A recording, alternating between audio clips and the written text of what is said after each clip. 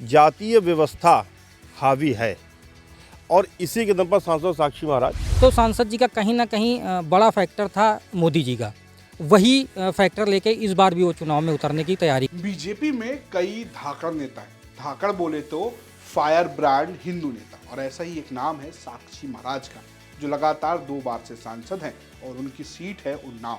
लेकिन क्या एक बार फिर वो अपनी सीट बचा पाएंगे या समाजवादी पार्टी ने कोई नया सिक्का निकाल लिया है, ये आज हम आपको बताने जा रहे हैं। दरअसल साक्षी महाराज उन्नाव सीट से बीजेपी के सांसद हैं। 2014 और 2019 में लगातार चुनाव जीत चुके हैं। इस सीट का इतिहास वैसे तो कांग्रेस के लिए मुफीद है।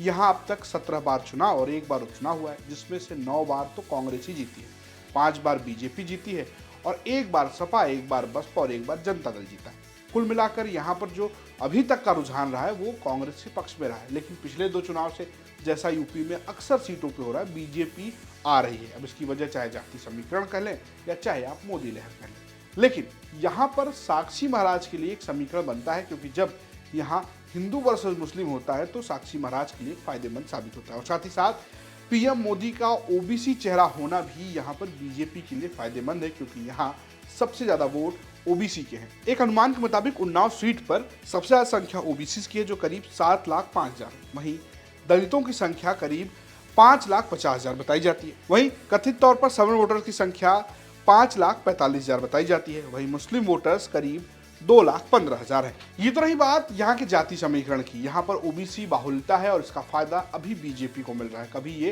कांग्रेस को मिला करता था। लेकिन यहाँ पर अगर आप इतिहास देखेंगे तो इसी सीट से ब्रजेश पाठक भी बसपा से सांसद बन चुके हैं। हम आपको बताते हैं कि पिछले 4 चुनाव में क्या हुआ।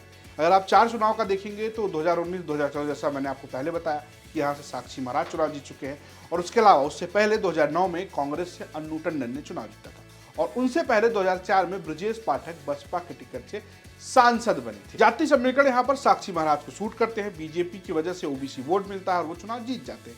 लेकिन अब ये कहा जा रहा है कि यहाँ पर सपा एक नया खेल कर सकती है। दरअसल सपा ने यहाँ पर एक कांग्रेस के नेता को अपनी पार्टी में शामिल करा लिया, जिनके टिकट दिए जाने की चर्चा है। वहीं साक्षी महाराज के टिकट को लेकर भी चर्चा है कि क्या वो कर सकता है। ऐसे में स्थानीय पत्रकार ये कह रहे हैं हो जो भी, लेकिन यहाँ पर सपा और बीजेपी के बीच में ही टक्कर है। ये टिके हुए हैं और अब की जनपद में सपा से अगर कुछ लोग जो अभी नए शामिल हुए हैं, पूर्व सांसद शामिल हुई हैं कांग्रेस की, अगर इनको टिकट मिलता है तो कुछ असर तो होगा, लेकिन लब्बो-लुआब घूम के जाएगा भाजपा की तरफ। तो हमारा तो यही मानना है कि सांसदी भाजपा के ही नाम जाएगी। कुछ वक्तव्य बीच में आए सपा से कुछ नेताओं के, उन्होंने भी एक बार फिर से जनता को सपा की तरफ या अन्य पार्टियों की तरफ बीच बीच में वक्तव्य आते हैं, तो लगता है कि एक जैसे कि जानबूझ के प्रहार किया जा रहा है, हम लोगों को जो है कमज़ोर बताया जा रहा है, या हमारा धर्म या हमारी आस्था या हमारी धार्मिक पुस्तकें। तो इन सब चीज़ों का असर इस चुनाव में पड़ेगा। पिछली बार के चुनाव में और इस बार के चुनाव में कुछ अंतर होगा, क्योंकि काफ़ी स्थितियां पिछली बार से बदली हुई हैं।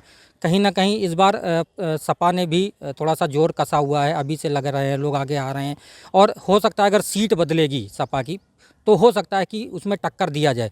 लेकिन कहीं ना कहीं मेन फैक्टर वो आएगा मोदी का, और मोदी के हिसाब से लोग कहीं ना कहीं भाजपा को ही पसंद करेंगे।